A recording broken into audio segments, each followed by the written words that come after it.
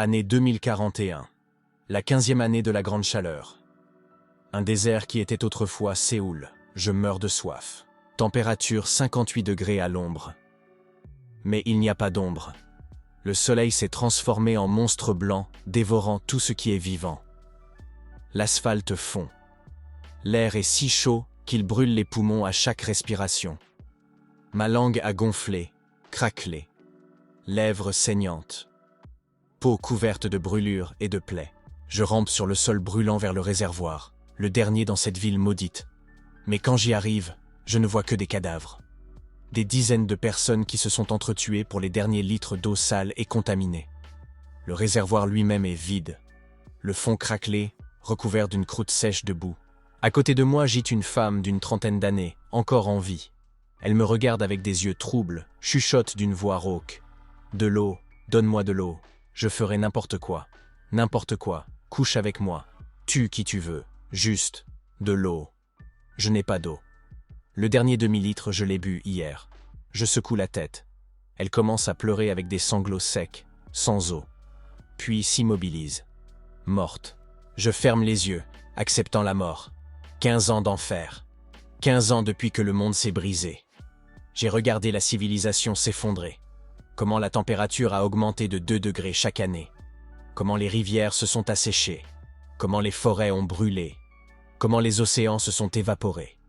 Comment les gens se sont transformés en animaux tuant pour une gorgée d'eau, un morceau de nourriture, un coin d'ombre. J'ai vu une mère vendre sa fille à un gang pour 1 litre d'eau. Vu un père qui a mangé son propre fils. Vu des enfants tuer des personnes âgées pour une place dans le dernier bunker. L'humanité est morte avant que le monde ne le fasse. Et maintenant je meurs. Park Min-jae, 39 ans, ancien programmeur, personne. Dans ma vie précédente, avant la chaleur, j'étais une personne ordinaire. Travail, appartement, routine. Quand le réchauffement a commencé, je n'ai pas cru les avertissements. Je pensais que le gouvernement s'en occuperait. Les scientifiques trouveraient une solution. Le monde ne peut pas juste mourir. Mais je me suis trompé. Si j'avais su, si je pouvais revenir en arrière, j'aurais préparé, fait des réserves d'eau, de nourriture, construit un bunker, survécu, sauvé des gens. La conscience s'estompe. Le corps s'arrête. La mort arrive. Mais au lieu des ténèbres, une voix. Mécanique, ancienne, indifférente. Regret critique détecté. Conditions de régression réunies. Mort par soif. Foi témoin de l'effondrement de la civilisation. Foi désir de réparer le passé. Activation du retour temporel. Retour au point 6 mois avant le début de la grande chaleur. Mémoire préservée. Compensation accordée. Système de stockage. Lumière aveuglante. 15 janvier 2026. 6 mois avant le début de la grande chaleur. Je me suis réveillé en haletant. J'ai agrippé ma gorge, cherchant la soif, la déshydratation. Rien. Gorge humide, bouche non sèche.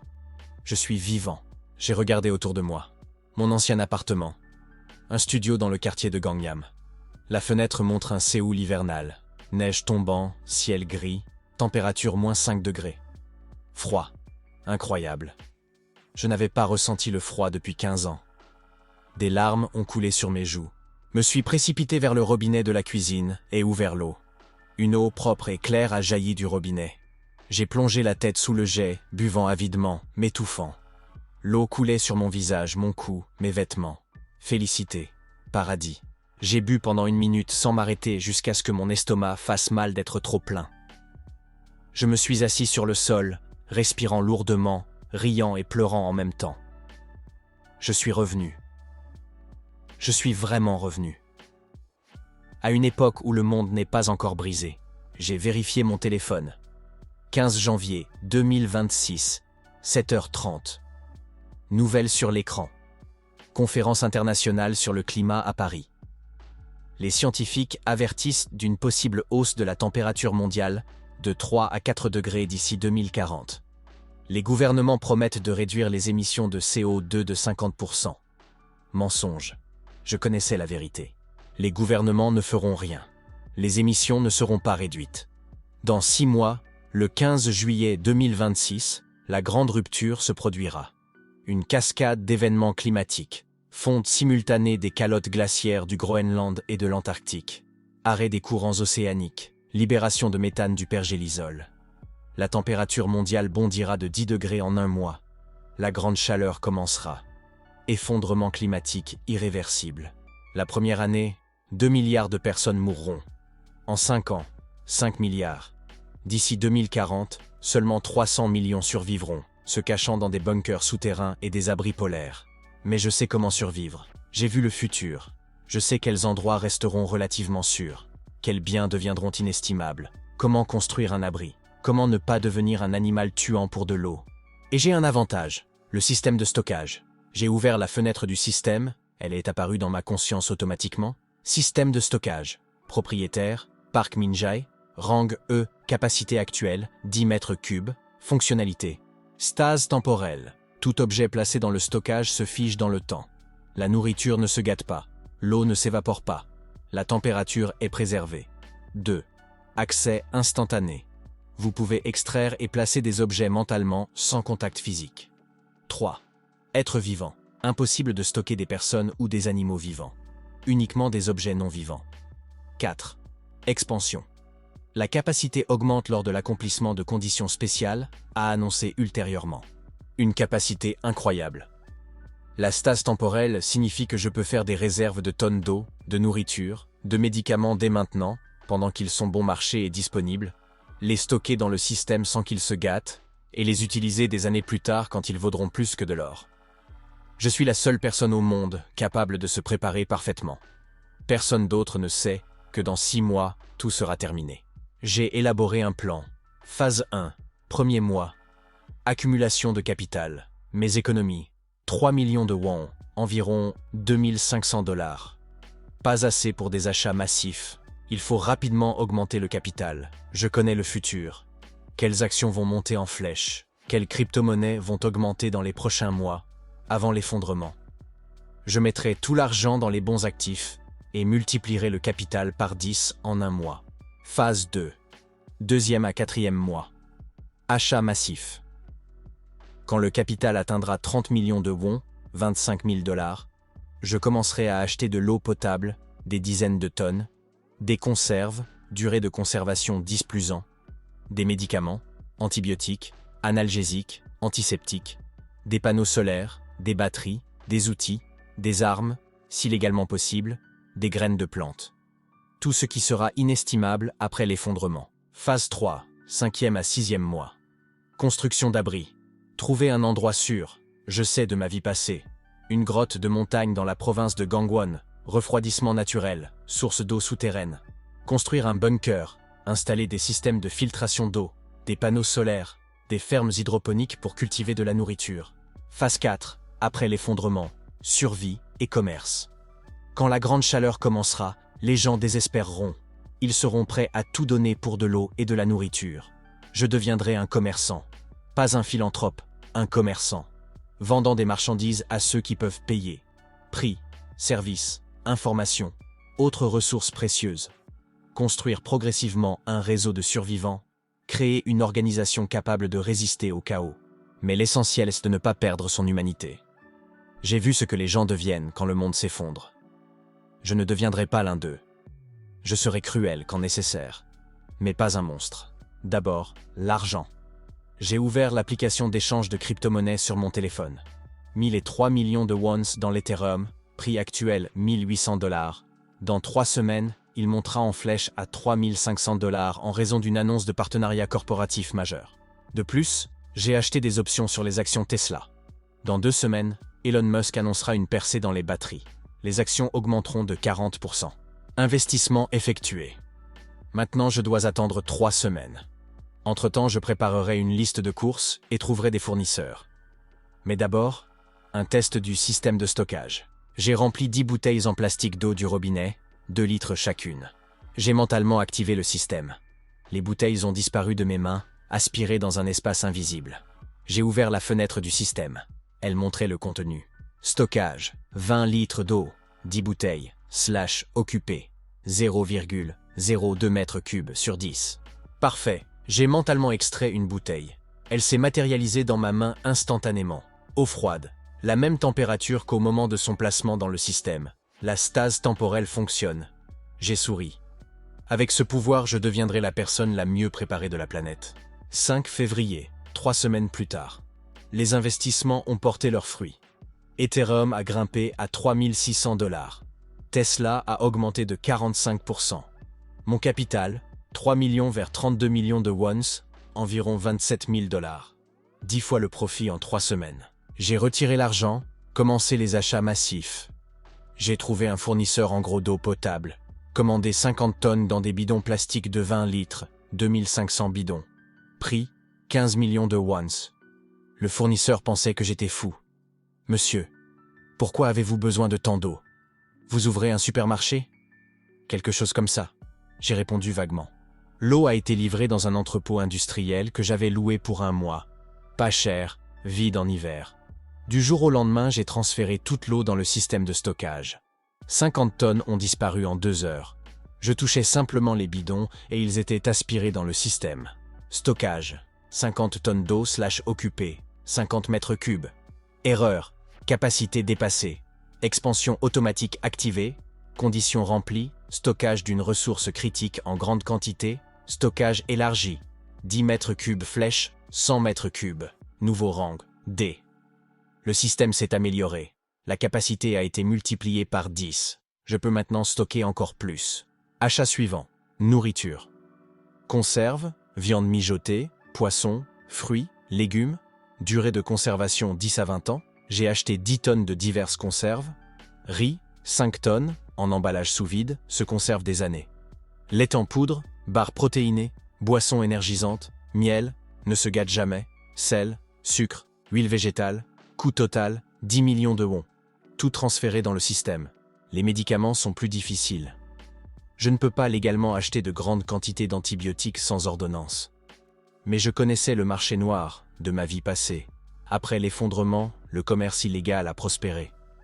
J'ai trouvé un passeur via le dark web, commandé 1000 boîtes d'antibiotiques, divers types, analgésiques, antiseptiques, bandages, seringues, insuline. Pour les diabétiques, ce sera sa valeur en or. Prix, 5 millions de wons, les marchandises illégales sont plus chères. Risque d'arrestation, mais dans 6 mois les lois n'auront plus d'importance. Équipement, panneaux solaires, 20 unités, 300 watts chacun, batterie, pour le stockage d'énergie, filtres à eau portable, outils, pelles, haches, scie, tente, sac de couchage, vêtements, légers, respirants, protection solaire. Capital restant, 2 millions de wons.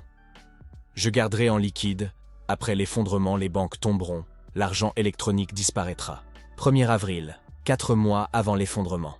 Mes préparatifs sont presque terminés. Le système de stockage est rempli à 80% à l'intérieur. 50 tonnes d'eau, 15 tonnes de nourriture, 1 tonne de médicaments, tout l'équipement. Assez pour survivre seul pendant 50 ans. Ou approvisionner 100 personnes pendant 1 an. Mais j'ai fait face à un dilemme moral. Devrais-je avertir les gens? Dire la vérité sur l'effondrement à venir? Dans ma vie passée, personne ne croyait les scientifiques jusqu'à la toute fin. Les gens niaient la réalité jusqu'à ce qu'il soit trop tard. Si je me lève maintenant et dis « Dans 4 mois le monde finira, la température montera de 10 degrés en 1 mois », ils vont rire de moi, me traiter de fou, peut-être m'arrêter pour avoir semé la panique, mais si je me tais, des millions mourront sans s'être préparés, y compris des gens que je connais, des collègues, des voisins, de la famille. Ma sœur, Park Soyon, 28 ans, institutrice à l'école primaire. Dans ma vie passée, elle est morte la 2e année de la chaleur, déshydratée, dans un camp de réfugiés. J'ai trouvé son corps 1 mois après sa mort. Cela m'a brisé le cœur. Je dois la sauver. Mais si je lui dis la vérité, elle pensera que j'ai perdu la tête. Une approche différente est nécessaire. Je l'ai appelée Soyona, c'est Opa. Opa, comment vas-tu? Tu n'as pas appelé depuis un moment? Écoute, j'ai une demande étrange. J'ai acheté une maison de campagne, dans les montagnes de Gangwon. Je veux que tu t'y installes avec moi. En juillet. Pause. Opa, tu es sérieux? Pourquoi tout d'un coup? J'ai du travail, des amis ici. Je te paierai. Je te donnerai autant d'argent qu'il le faut. Fais-moi juste confiance. S'il te plaît, c'est important. Sa voix est devenue inquiète. Opa, tu vas bien? Tu fais quelque chose d'étrange? Je m'inquiète. Tout va bien. Je veux juste que tu sois en sécurité. Je t'expliquerai plus tard. Promets-moi que tu viendras en juillet. S'il te plaît.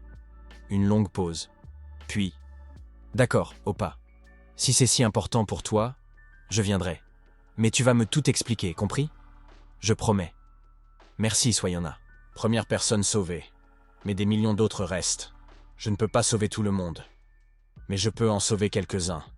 Ceux qui le méritent. J'ai commencé à poster anonymement des avertissements en ligne, sur des forums de survivalistes, dans des groupes d'activistes climatiques. J'ai dit « La grande rupture commencera le 15 juillet 2026. Préparez-vous. Faites des réserves d'eau, de nourriture. Construisez des abris. » La plupart ont ignoré. Certains ont ri. Mais quelques-uns ont écouté. Peut-être qu'ils survivront. Une petite victoire. 15 juillet 2026. Le jour de la grande rupture. La matinée a commencé normalement. Température à Séoul, 32 degrés. Chaud pour juillet, mais pas anormal. Les gens allaient au travail, les enfants jouaient dans les parcs. Le monde ne savait pas que dans 12 heures, tout changerait pour toujours. J'étais dans l'abri, une grotte dans les montagnes de Gangwon que j'avais transformée en bunker au cours des 2 derniers mois. Soyeon était avec moi. Je l'avais amenée une semaine auparavant. Elle ne comprenait toujours pas pourquoi, mais me faisait confiance. Plus 3 autres personnes que j'avais recrutées. John Yeon-soo, 45 ans, ancien ingénieur militaire. Rencontré sur un forum de survivalistes, il a cru mes avertissements. A construit le système de ventilation et de refroidissement du bunker. Kim Ji-hye, 32 ans, médecin. A accepté de se joindre après que je l'ai payé et expliqué qu'un médecin serait nécessaire après l'effondrement. Lee Dong-yeon, 25 ans, agriculteur, spécialiste en hydroponique, a installé un système de culture de légumes dans le bunker. 5 personnes. Un petit groupe, mais préparé. À midi, les anomalies ont commencé. La température à Séoul a bondi de 32 à 40 degrés en 1 heure. Les nouvelles rapportaient des évanouissements massifs dans les rues. Les météorologues ne comprenaient pas ce qui se passait. À 15 heures, un tremblement de terre de magnitude 7,5 au Groenland. La calotte glaciaire s'est fissurée. Des milliards de tonnes de glace se sont effondrées dans l'océan. Le niveau de la mer a monté de 2 mètres instantanément. Les villes côtières ont été inondées. À 18 heures, des tsunamis ont frappé les côtes de tous les continents. 50 millions de personnes sont mortes en 3 heures. À 21 heures, la température à Séoul a atteint 50 degrés. Les gens suffoquaient. Les hôpitaux débordaient, le réseau électrique s'est effondré, les centrales électriques ont surchauffé. À minuit, la température mondiale a augmenté de 10 degrés depuis le matin. La grande rupture achevée. La grande chaleur commença. Nous étions assis dans le bunker à regarder les diffusions, pendant que l'Internet fonctionnait encore. Nous avons vu le chaos dans les villes. Les gens se battaient pour de l'eau dans les magasins. Des incendies partout, air sec, bâtiments surchauffés. Les gouvernements déclarèrent l'état d'urgence, mais en vain. L'infrastructure s'effondrait. Soyons pleurait en regardant l'écran. Oppa, comment tu savais? Comment c'est possible? Je l'ai serré dans mes bras, longue histoire. Je te raconterai plus tard. L'essentiel, nous sommes en sécurité. Ici, la survie avait commencé. 20 juillet. Le 5e jour après la rupture. La température n'a pas baissé. Le climat mondial s'est brisé de façon irréversible. Les services météorologiques, ceux qui fonctionnaient encore, rapportaient la température mondiale moyenne est maintenant de plus 35 degrés. Dans les zones équatoriales, 60 à 70. Impropre à la vie. Notre bunker a tenu. La grotte était à 15 mètres sous terre. L'isolation naturelle donnait 20 degrés à l'intérieur. Plus le système de refroidissement construit par Jeon Yeon-soo, fonctionnant sur panneaux solaires et batteries, réduisait la température à 18. Confortable. Presque luxueux comparé à l'enfer dehors. J'étais assis à une table de fortune, assemblée à partir de caisses en bois, étudiant une carte de la région, marquant les zones sûres de ma mémoire de vie passée, et les territoires dangereux, où des gangs se forment, des camps de réfugiés, des points de contrôle militaire. Kim Ji-hye est entré dans la pièce, l'air préoccupé. Min Jae-si, nous devons parler, de l'extérieur. J'ai hoché la tête, pointant vers une chaise. Elle s'est assise, a sorti un carnet. J'écoutais les émissions radio sur la fréquence d'urgence. La situation est pire que ce que nous pensions.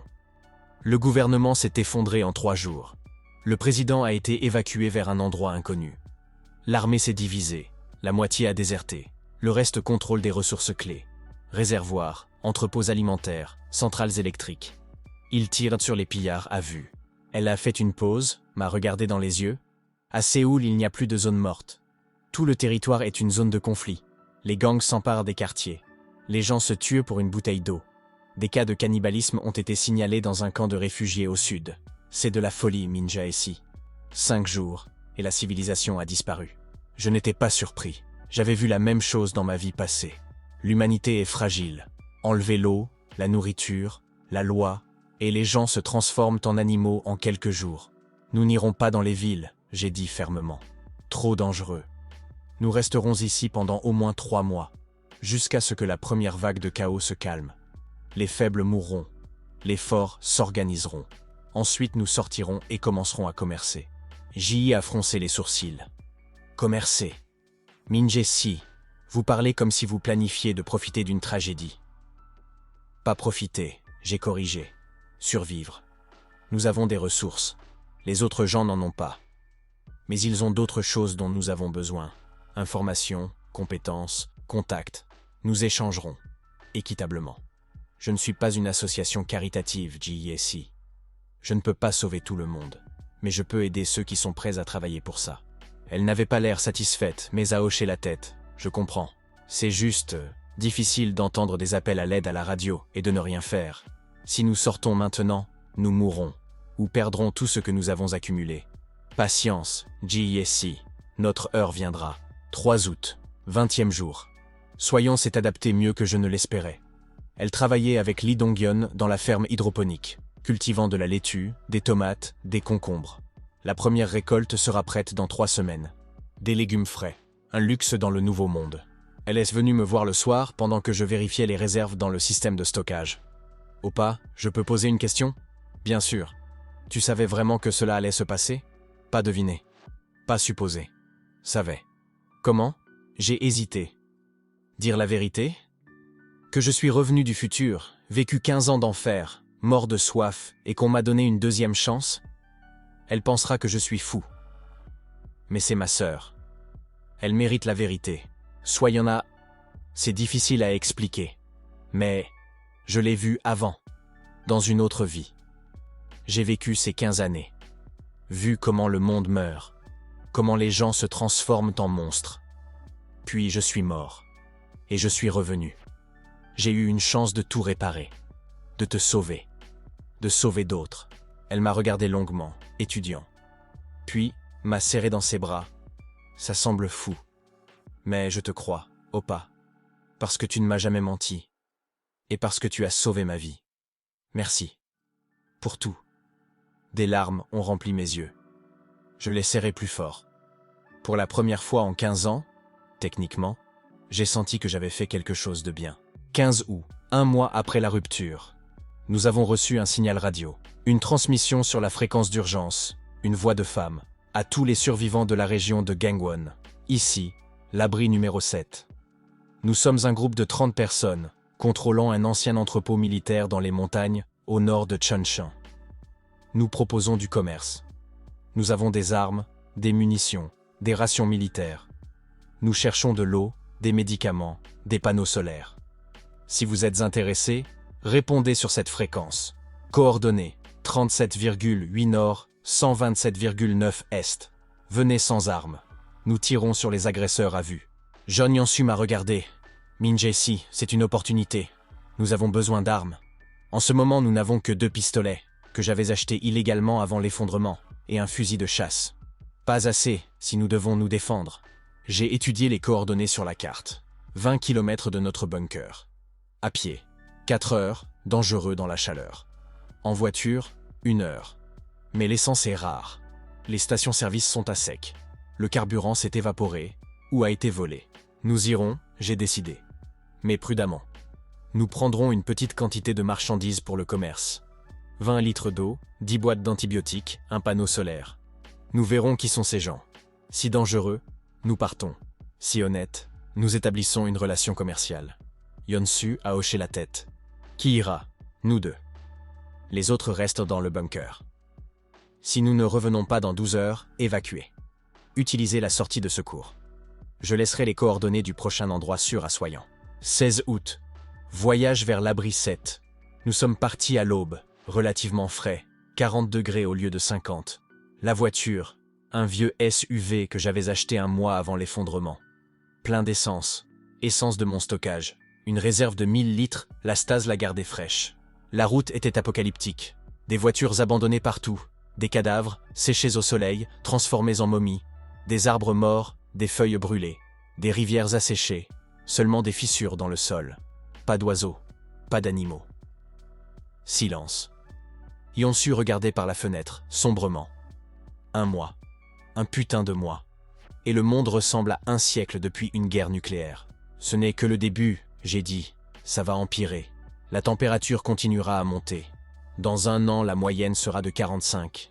Les déserts prendront la moitié des terres. Les océans partiellement s'évaporeront. Seuls ceux qui se sont préparés ou sont assez brutaux pour prendre les ressources par la force survivront. Il m'a regardé. Et nous, qu'est-ce qu'on est? Préparés ou brutaux? Les deux, j'ai répondu. Je me suis préparé parce que je savais, mais je serai brutal si nécessaire pour protéger ce que nous avons. Je ne m'excuserai pas de survivre. Nous sommes arrivés aux coordonnées. Un ancien entrepôt militaire, un bunker en béton encastré dans la colline. L'entrée protégée par des barricades de sacs de sable, des barbelés. 3 gardes avec des fusils automatiques. Une femme d'une trentaine d'années, apparemment la chef. 2 hommes. Nous avons arrêté la voiture à 50 mètres, sommes sortis avec les mains levées, montrant que nous étions désarmés. La femme a crié « Arrêtez-la! Qui êtes-vous » Nous avons répondu à votre signal. J'ai crié en retour. Nous sommes venus pour commercer. Elle a fait signe aux gardes de baisser leurs armes, s'est approchée. Grande, mince, comme tout le monde, la nourriture est rare, une cicatrice sur la joue, un regard dur. Je suis Choi Yeong-mi, commandante de l'abri 7, ancienne capitaine de l'armée. Qu'avez-vous apporté? De l'eau, des médicaments, un panneau solaire, j'ai répondu. Nous voulons des armes, des munitions, des informations. Elle a souri. Des informations? Quel genre? Sur d'autres survivants. Sur les zones dangereuses. Sur les opérations militaires dans la région. Nous débutons dans le commerce. Nous avons besoin de connaissances pour survivre. Elle nous a étudiés longuement, puis a hoché la tête. D'accord, entrez. Mais si vous essayez de voler quoi que ce soit ou d'attaquer, vous mourrez. Compris? Compris. À l'intérieur du bunker, il faisait plus frais. Mur en béton. Profondeur souterraine. 30 personnes. Hommes, femmes, plusieurs enfants. Tout le monde semblait épuisé, mais organisé. Discipline militaire. Yeong-mi nous a conduits dans une salle de négociation. Une table, une carte sur le mur, des boîtes d'armes dans le coin. « Montrez vos marchandises », dit-elle. J'ai mentalement activé le système, extrait 20 litres d'eau en bidon, 10 boîtes d'antibiotiques, un panneau solaire. Ils se sont matérialisés sur la table à partir de rien. Yeong-mi et ses gens ont figé, les yeux écarquillés. « Quoi? Comment avez-vous fait ça ?» Yeong-mi a saisi un pistolet, l'a pointé sur moi. « Êtes-vous un éveillé ?» Éveillé. J'avais oublié ce terme. Dans ma vie passée, 1 an après la rupture, des gens avec des capacités spéciales ont commencé à apparaître. Des mutations causées par le climat extrême et les radiations. Certains vieux réacteurs nucléaires ont fondu à cause de la surchauffe. La contamination s'est répandue. Les éveillés étaient peu nombreux, 1 sur 1 million. Mais ils sont devenus les dirigeants dans le nouveau monde. Je ne suis pas exactement un éveillé. Mon système de stockage est un cadeau du retour temporel. Mais expliquer ceci est dangereux. J'ai lentement levé les mains. Pas exactement. J'ai un stockage spécial. Je peux garder des choses dans un espace séparé. C'est tout. Je ne peux pas lancer du feu ou soulever des voitures. Juste du stockage. Yeong-mi n'a pas baissé le pistolet. Prouvez-le. Remettez quelque chose. J'ai mentalement renvoyé un bidon d'eau dans le système. Il a disparu sous leurs yeux. Puis je l'ai extrait à nouveau. Il est apparu. Yeong-mi a lentement baissé le pistolet, a souri, mince, stockage spatial. C'est une capacité incroyablement précieuse. Vous savez combien de personnes tueraient pour un tel pouvoir? Je sais. C'est pourquoi je le garde secret. Et je vous demande de ne pas répandre l'information. En retour, je vous donnerai un bon prix. Elle a réfléchi un moment. Puis a hoché la tête. D'accord. Votre secret est sûr. Pour le commerce, 20 litres d'eau, 10 antibiotiques, un panneau. Je vous donne 2 fusils automatiques. AK-47, 300 cartouches de munitions, 10 rations militaires, une carte des zones sûres et dangereuses dans un rayon de 100 km. plus des informations. Quelles informations? Elle est allée à la carte sur le mur, a pointé plusieurs marques.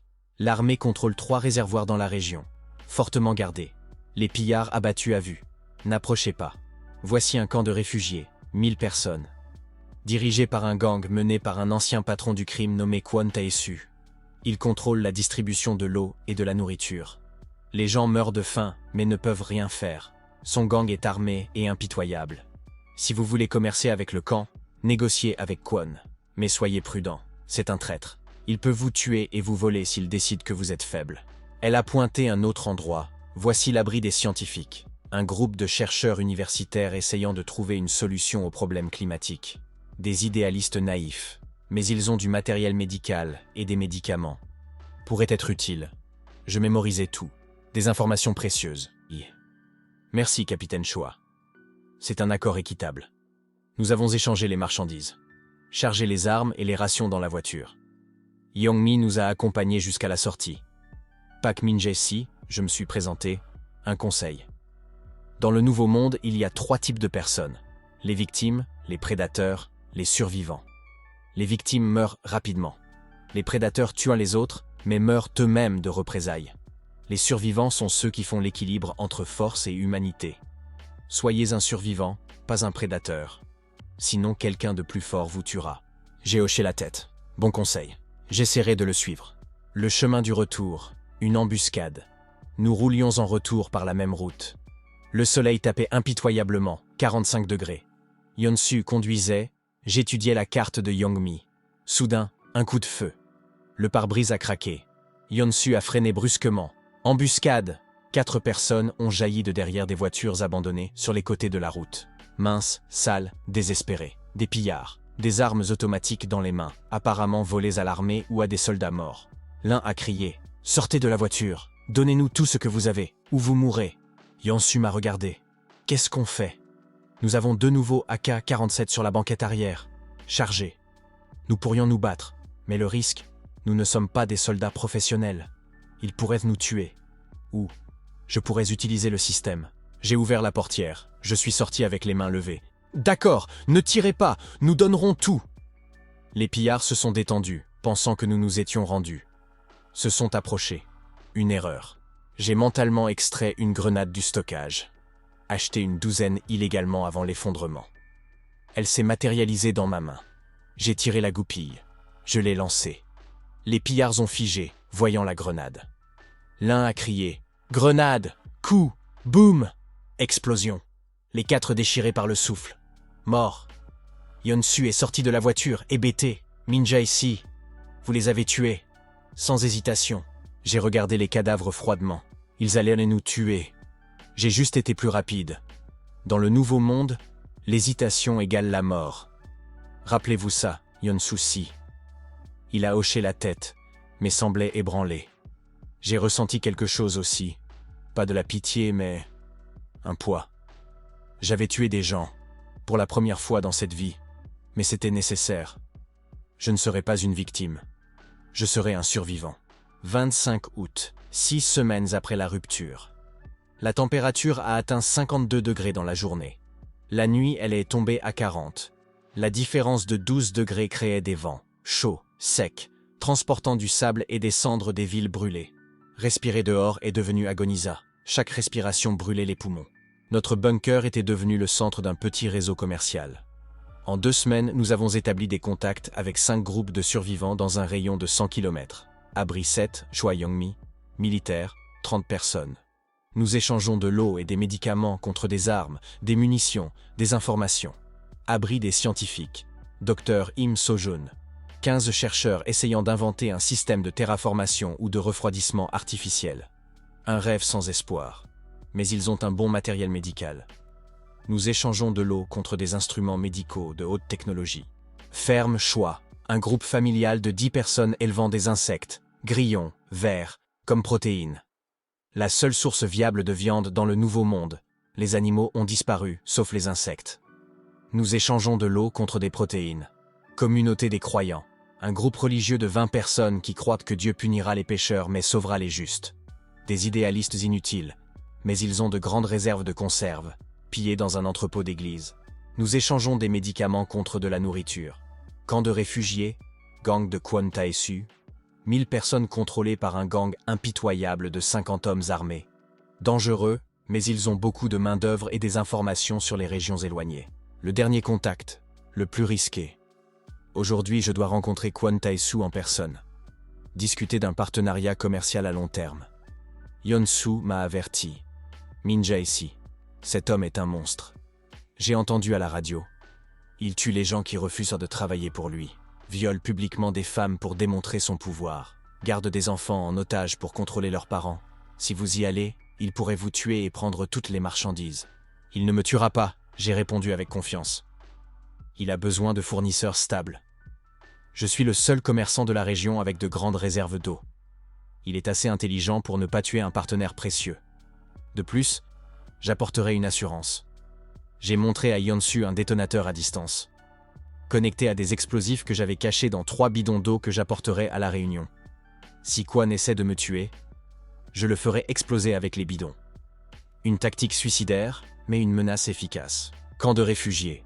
Midi. Le camp était situé dans une vallée entre des collines. L'ombre des collines offrait une protection minimale contre le soleil. 1000 personnes vivaient dans des tentes, des huttes de fortune faites de débris, des grottes. Les conditions étaient terribles. L'odeur d'urine, de pourriture, de mort. Des cadavres gisaient dans des fossés au bord du camp. Trop chaud pour enterrer, trop de corps. Les gens ressemblaient à des zombies, épuisés, déshydratés, sans espoir. Des enfants au ventre gonflé, malnutrition. Des femmes aux yeux vides, beaucoup violées par les bandits de Kwon. Des hommes brisés, trop faibles pour résister.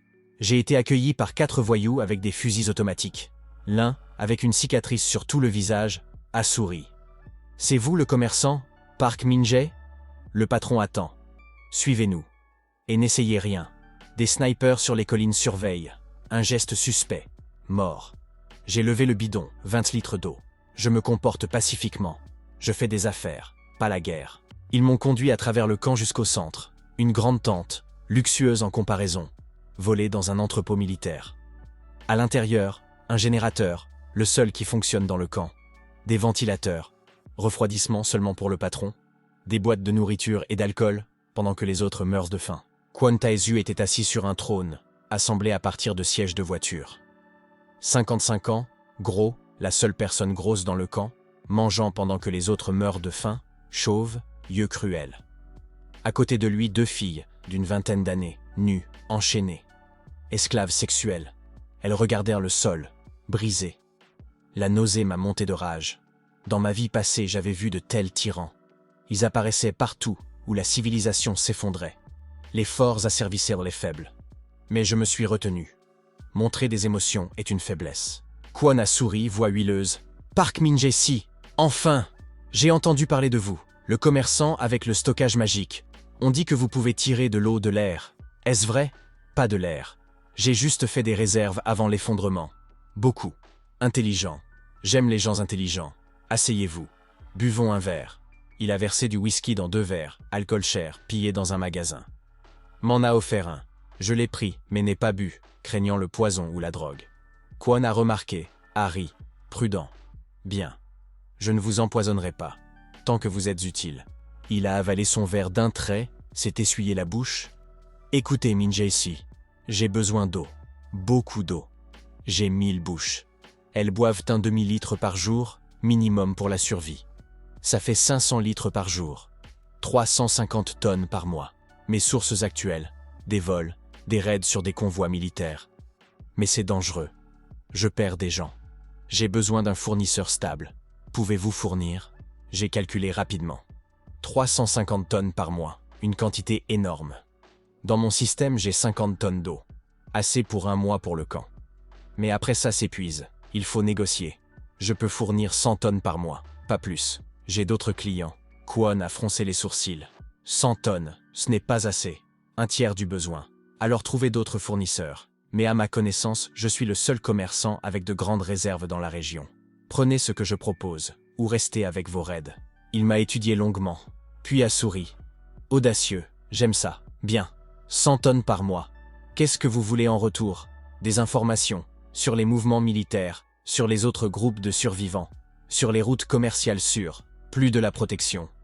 Si des maraudeurs m'attaquent, vos gens aident. Kwon Hari, des informations et de la protection?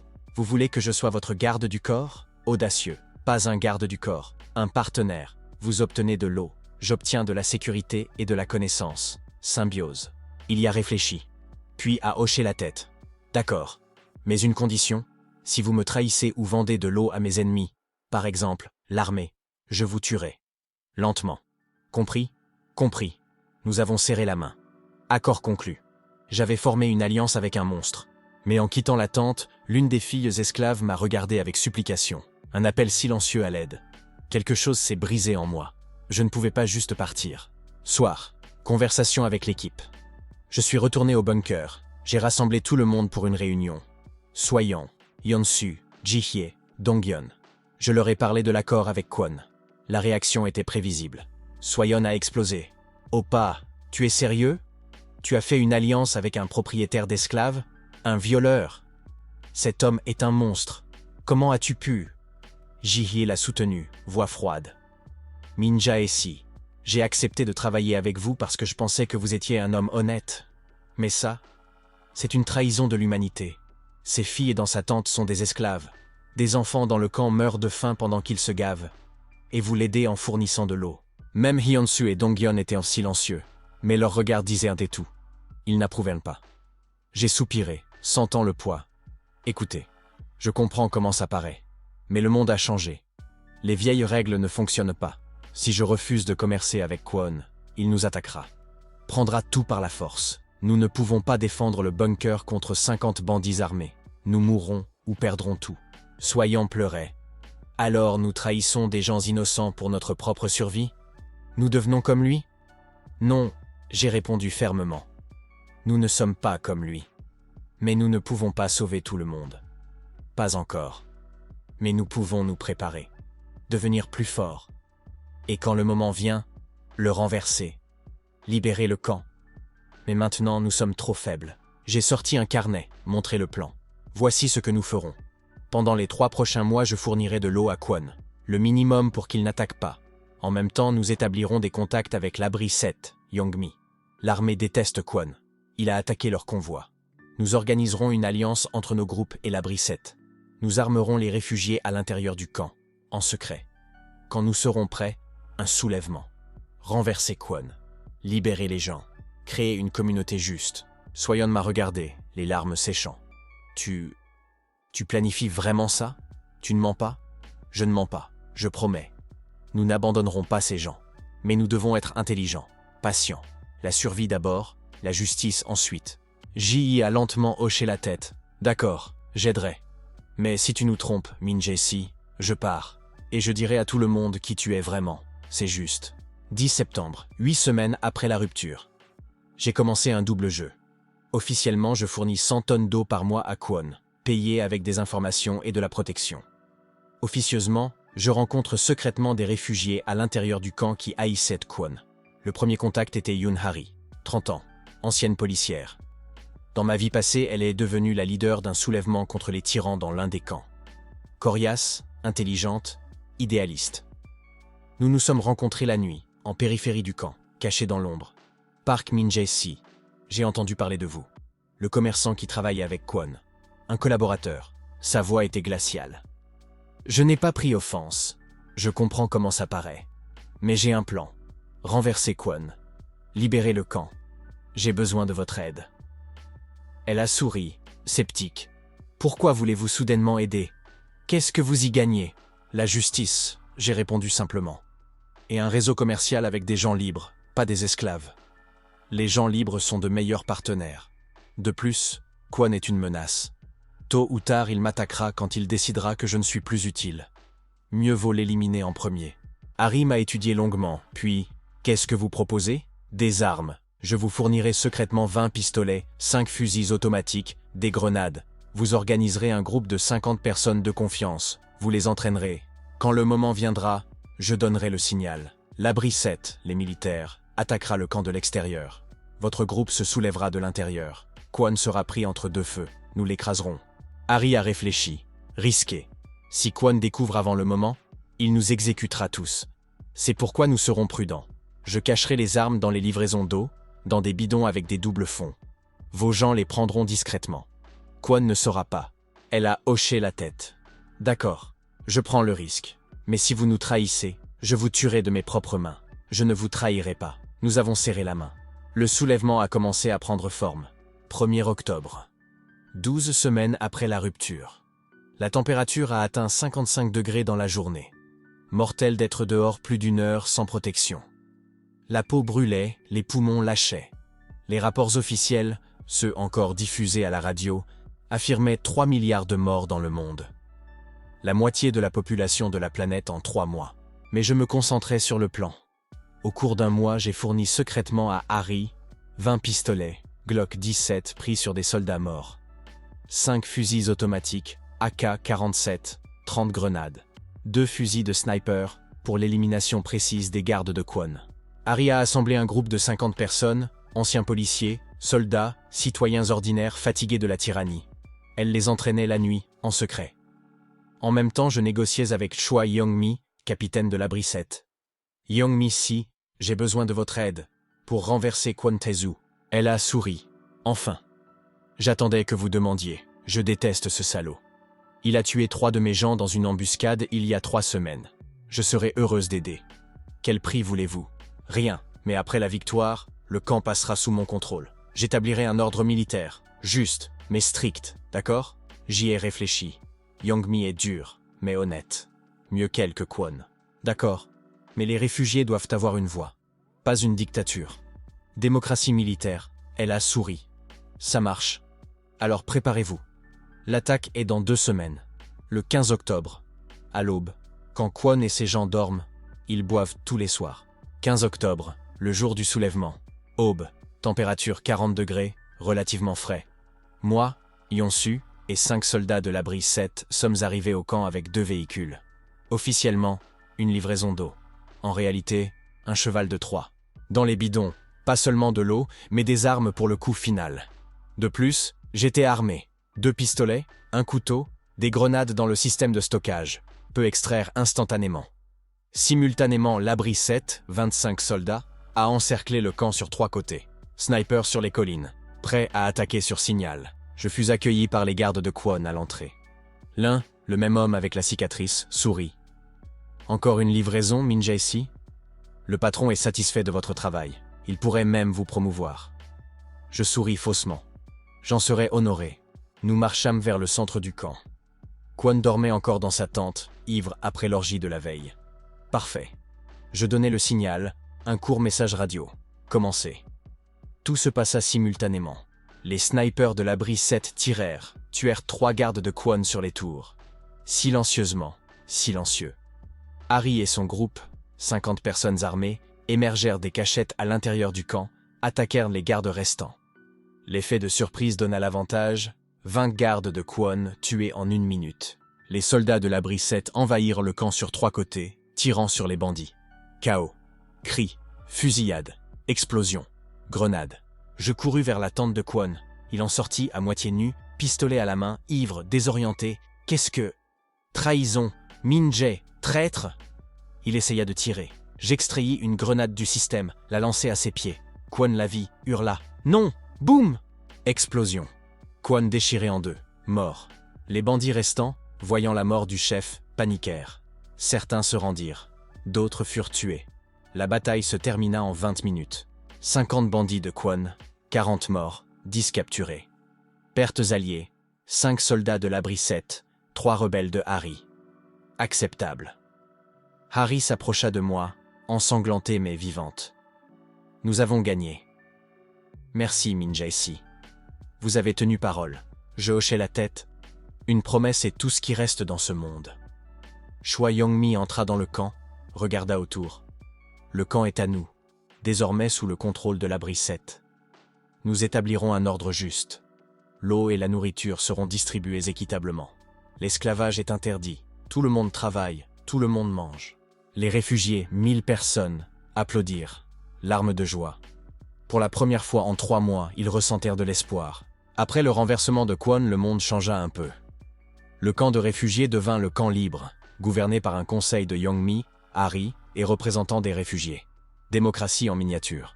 Ma réputation s'envola. Je devins connu comme le commerçant honnête, le seul qui tient ses promesses.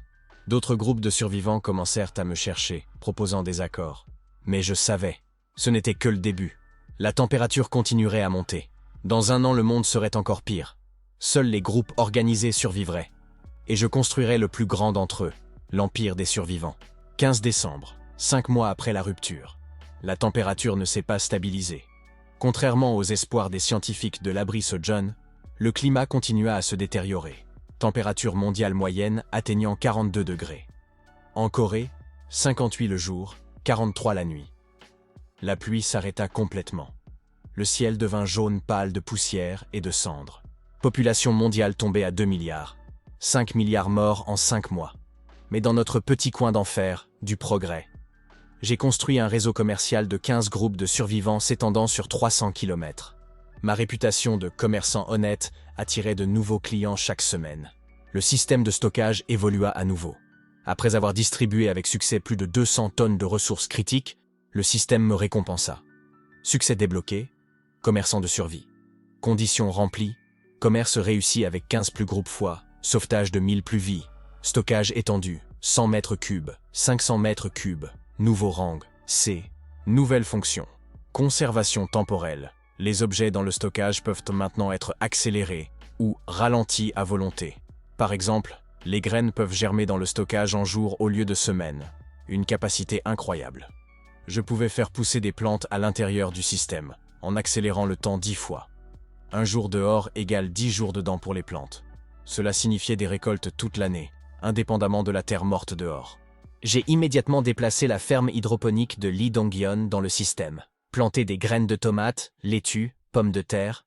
Après 3 jours de temps réel, 30 jours dans le système. Première récolte, 100 kilos de légumes frais. Un miracle dans un monde où tout brûlait. Soyeon pleura, tenant une tomate dans ses mains. Oh pas, j'avais oublié à quoi ressemble la vraie nourriture. Pas des conserves, pas des insectes, de vrais légumes. Toute l'équipe festoya cette nuit-là. Pour la première fois en moi, nous profitions de la nourriture, plutôt que de simplement survivre. Mais tout n'était pas parfait. Ma célébrité croissante attira une attention indésirable. 20 décembre. Visite d'invités non invités. Tôt le matin, 3 jeeps militaires s'arrêtèrent au bunker. Palabri 7, alliés. Militaires différents. Les capots portèrent l'emblème de la nouvelle armée coréenne. NKA, un fragment de l'ancienne armée nationale contrôlant la région centrale du pays. 10 soldats entièrement équipés descendirent des jeeps. Fusils automatiques, gilets pare-balles, disciplinés. Devant, colonel Han Jae-hon, 48 ans, cicatrice à travers le sourcil droit, visage dur. Je sortis seul, Yeon-su et les autres couvraient depuis des positions cachées, au cas d'embuscade. Levez la main en geste pacifique. Colonel Han, je présume? J'ai entendu parler de vous à la radio. À quoi dois-je cette visite? Han ne sourit pas. Voix militaire, sèche. Park Min-jae, commerçant. Je viens avec une proposition du général No Sung-gu, commandant de la NKA. Vous contrôlez les plus grandes réserves d'eau et de nourriture de la région. Nous voulons acheter vos réserves, toutes, entièrement. Pas à vendre, répondis-je immédiatement. Mes réserves sont distribuées parmi 15 groupes. Contrat signé. Je ne peux pas les rompre. Han avança, yeux plissés. Vous avez mal compris, ce n'est pas une demande, c'est un ordre. La NKA contrôle cette région. Toutes les ressources stratégiques appartiennent à l'État. Vous êtes obligé de remettre les réserves. En retour, vous recevrez protection et citoyenneté dans les zones NKA. Je souris. L'État? Quel État? Le gouvernement s'est effondré il y a 5 mois. La NKA n'est qu'un gang en uniforme militaire, contrôlant les ressources par la force. Pas mieux que Kwon Tae-soo. Le visage de Han rougit de rage. Sa main bougea vers l'étui. Vous êtes insolent. Je levai la main, montrant un détonateur. Un pas et j'explose tout le bunker. Avec les réserves. Avec vous. Avec moi. Vous n'obtiendrez rien. Seulement des cendres. Un bluff, bien sûr. Je n'avais pas posé d'explosifs. Trop précieux à détruire. Mais Han ne le savait pas. Il se figea. Les soldats levèrent leurs fusils, visèrent sur moi. La tension explosa. Mais alors, un tir. Fusil de sniper. Une balle frappa le sol entre moi et Han. Un avertissement. Choi Yong-mi sortit de derrière un rocher avec 20 soldats de l'abri 7. Fusil pointé sur la NKA.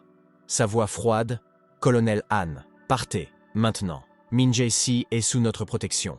Si vous le touchez, guerre entre la NKA et la Brissette. Êtes-vous sûr de vouloir perdre 20 soldats pour rien? Han serra les dents, pesa les risques, puis se tourna. Ce n'est pas fini, Park Min-jae. La NKA s'en souviendra. Tôt ou tard, vous paierez votre insolence. Ils partirent. Crise évitée. Mais je savais, la guerre avec la NKA était maintenant inévitable. 25 décembre, un cadeau de Noël. J'étais assis dans le bunker, étudiant la carte NKA. Go Eun-ji avait piraté leur réseau radio, volé des données. Il contrôlait 5 grands réservoirs, 3 entrepôts alimentaires, 2 arsenaux militaires, 1000 soldats, une force puissante. Mais ils avaient une faiblesse, l'avidité. Le général No thésaurisait les ressources pour lui et l'élite, donnant le minimum aux soldats. Le mécontentement grandissait, les désertions se multipliaient. J'élaborais un plan. Phase 1. Miner le moral. Contacter secrètement les soldats, NK, à mécontents. Offrir de meilleures conditions. Eau, nourriture, distribution équitable. Recrutement de l'intérieur. Phase 2. Blocage économique. Arrêter tout commerce avec les territoires NKA. Mes clients, 15 groupes, arrêteront aussi. La NKA étouffera sans approvisionnements externes. Phase 3. Alliance des forces. Unir la Brissette, le camp libre, l'abri des scientifiques et autres groupes en alliance militaire. Si la NKA attaque, nous contre-attaquons avec force combinée. Mais pendant que je planifiais, un miracle de Noël se produisit. La radio s'activa. Une fréquence internationale silencieuse depuis des mois.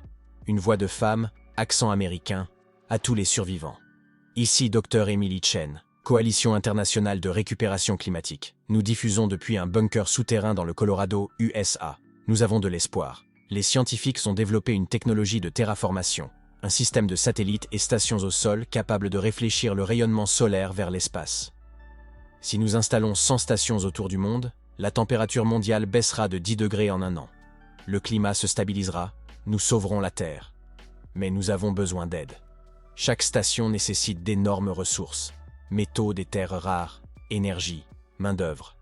Nous appelons tous les groupes de survivants. Unissez-vous. Construisez les stations. Ensemble, nous vaincrons la grande chaleur. Le message se répétait toutes les heures. L'équipe se rassembla, discutant.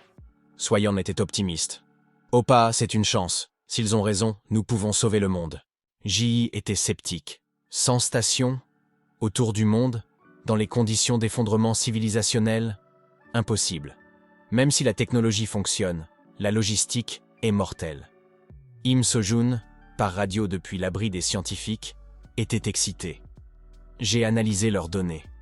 La technologie est réelle, basée sur la théorie de réflexion de Van Dyke. Si nous construisons les stations, ça marchera. Mais Ji-hye a raison. Les ressources sont énormes. Une station nécessite 1 tonne de néodyme, 10 mégawatts d'énergie, 100 travailleurs. 100 stations égale tâche impossible pour des groupes dispersés. Yonsu était pratique. Même si c'est impossible, la tentative en vaut la peine. L'alternative est l'extinction lente. Je suis partant. J'écoutais longtemps, puis décidai. Nous essaierons. Nous construirons une station ici, en Corée. Prouver que c'est possible. Si ça marche, d'autres groupes suivront. Réaction en chaîne. L'humanité s'unira pour survivre. Soyon me serra dans ses bras. Tu crois en les gens, Sopa, même après tout ce que tu as vu. Je ne crois pas aveuglément, répondis-je. Mais je veux lui donner une chance, une fois. 1er janvier 2027. 6 mois après la rupture. Nouvelle année. La première année après l'ancien monde. Température atteignant 60 degrés le jour. Chaleur mortelle. Être dehors plus de 30 minutes égale mort. Mais nous commençâmes le projet. Construire la station climatique numéro 1 dans les montagnes de Gangwon. J'ai réuni toutes les ressources du réseau commercial. L'abri 7 fournit la main-d'œuvre, 100 soldats. L'abri des scientifiques, technologie et plans. Le camp libre, matériaux, récupérer des villes détruites. La ferme choix, nourriture pour les travailleurs. J'ai fourni l'eau, 50 tonnes, l'énergie, panneaux solaires et batteries du système, métaux des terres rares, trouver un entrepôt d'électronique avant l'effondrement, extrait du néodyme des disques durs, moteur. La construction commença. 10 heures de travail par jour. La nuit, quand il fait plus frais. Travailleurs en combinaison protectrice, faites maison, en tissu métallisé. Progrès lent, mais régulier. Mais la NKA ne nous avait pas oubliés. 15 janvier, l'attaque NKA. Ils vinrent à l'aube. 300 soldats, 10 tanks, vieux modèles mais roulant au carburant volé, artillerie, attaque à grande échelle. Objectif, capturer la station, mes réserves, et me tuer. Mais nous l'avions anticipé. Go-Eunji avait suivi leur mouvement une semaine à l'avance. Nous nous préparâmes. Je me tenais sur la colline au-dessus du chantier, Yongmi et Yeonsu à mes côtés. Observais à la jumelle l'armée NKA approchant. Yongmi sourit. 300 contre 150, nos forces combinées. Ils nous surpassent en temps nombre. Mais nous avons l'avantage du terrain et de la motivation. Ils combattent pour un tyran. Nous, pour la survie. Je hochai la tête. Plus nous avons une surprise. Sortis une télécommande. Appuyez sur le bouton. Le long du périmètre du chantier, 20 mines explosèrent, posées à l'avance. La première vague NKA, 50 soldats, détruite instantanément. Chaos. Les snipers de l'abri 7 ouvrirent le feu depuis les collines. 10 officiers NKA tués en 1 minute. Structure de commandement perturbée. Les tanks essayèrent de percer. Mais j'extraïs des lance-roquettes anti-chars du système. Achetés à des passeurs il y a 3 mois, gardés pour ce moment. Les distribuaient à Yeonsu et 4 combattants. Ils détruisirent 5 tanks en 2 minutes. Les tanks restants reculèrent, désorientés. Les soldats NKA paniquèrent. La moitié fuit. Un quart se rendit. Le reste combattit désespérément, mais inutilement. La bataille se termina en 1 heure. La NKA mise en déroute. 200 morts, 50 capturés, 50 en fuite. Nos pertes, 22 morts, 30 blessés. Une victoire, mais coûteuse. Parmi les prisonniers, colonel Han. Je m'approchai de lui. Il était assis par terre, ensanglanté, brisé. « Tuez-moi » murmura-t-il. J'ai perdu. Le général No m'exécutera pour l'échec. Mieux vaut mourir ici. Je m'accroupis à ses côtés. Je ne te tuerai pas. Je t'offre un choix. Retourne chez No et meurs, ou rejoins-nous. Nous construisons un nouveau monde, juste, où les gens ne meurent pas pour l'avidité des tyrans. Tu es un soldat, un bon soldat. Tu as juste servi un mauvais commandant. Répare ça. Anne me regarda longtemps. Des larmes coulèrent. Je suis fatigué, Minjessi. Fatigué de tuer. Fatigué de servir un monstre. Si tu es sérieux, si tu construis vraiment quelque chose de mieux. Je rejoins. Je tendis la main. Il la prit, se leva. 50 prisonniers NKA reçurent le même choix. 40 acceptèrent de rejoindre.